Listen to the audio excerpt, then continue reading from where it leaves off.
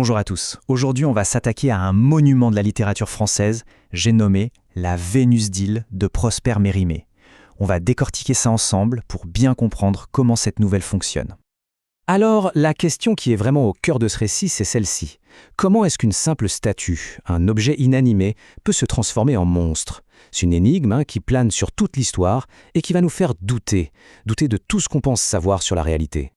Mais bon, avant de pouvoir vraiment percer le mystère de cette Vénus, il faut absolument qu'on se mette d'accord sur une chose, le genre littéraire. C'est quoi, exactement, le fantastique? Allez, on regarde ça de plus près. Alors, le fantastique, en gros, c'est quand le surnaturel débarque sans prévenir dans notre monde bien réel, bien normal. Imaginez un peu, tout est tranquille et tout d'un coup, paf, un événement complètement bizarre, inexplicable, qui vient tout chambouler. C'est comme une fissure qui apparaît dans le mur de notre réalité. Et ça, le grand théoricien Tzvetan Todorov l'a super bien expliqué. Pour lui, le cœur du fantastique, c'est l'hésitation. C'est ce moment où les personnages, et nous avec eux, on est coincés. On ne sait plus quoi penser. Est-ce que c'est vraiment surnaturel? Ou est-ce qu'il y a une explication toute simple, toute rationnelle qui nous échappe? C'est ce doute permanent qui est essentiel. Et cette fameuse hésitation, c'est elle qui crée toute l'ambiance. Face à un truc impossible, la première réaction, c'est souvent de dire « Non, ce n'est pas possible », le déni. Et puis, le doute s'installe. Et avec lui, la peur. Du coup, ça crée une atmosphère hyper tendue, vraiment troublante. C'est là, dans cette confrontation avec l'impossible, que le fantastique est le plus puissant. Bon, mais alors, qui a bien pu imaginer un univers aussi angoissant? Il est temps de faire connaissance avec le maître d'œuvre, le cerveau derrière tout ça, Prosper Mérimée. Le voilà, Prosper Mérimée, une figure incontournable de la littérature française du XIXe siècle. Ce qui le caractérise, c'est vraiment son style. Très direct, très précis, sans un mot trop. Chaque phrase compte, c'est ça qui le rend si percutant. Son parcours est vraiment intéressant. Il commence par le théâtre, mais c'est dans les années 1830 que tout bascule. Il décroche un poste un peu particulier, inspecteur des monuments historiques. Et là, c'est le déclic. Il voyage partout en France, il découvre des lieux incroyables, il collecte des histoires, des légendes locales, et toute cette matière va directement nourrir son écriture. C'est de là que naît La Vénus d'Île en 1837, bien avant son succès le plus connu, Carmen. Ok, maintenant qu'on a posé les bases sur le genre et sur l'auteur, il est temps de se jeter à l'eau. On va entrer dans l'histoire elle-même et analyser les points essentiels de cette nouvelle.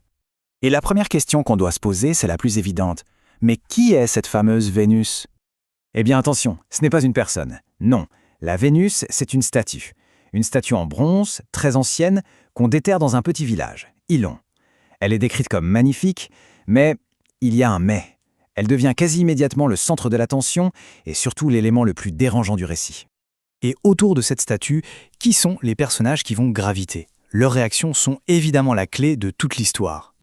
Alors on a principalement un trio de personnages.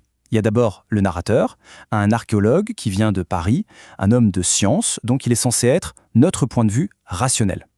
Ensuite, on a Monsieur de Pérorade, un notable local passionné d'antiquité. C'est lui qui trouve la statue. Et enfin, il y a son fils, Alphonse, qui est sur le point de se marier. Et c'est ce mariage qui va tout faire basculer. Passons maintenant à la structure du récit. Et là, il y a quelque chose de vraiment très malin dans la façon dont Mérimée a construit son histoire. C'est un peu un piège pour le lecteur, qui s'attend à une structure classique. Normalement, dans une histoire, on a ce qu'on appelle le schéma narratif.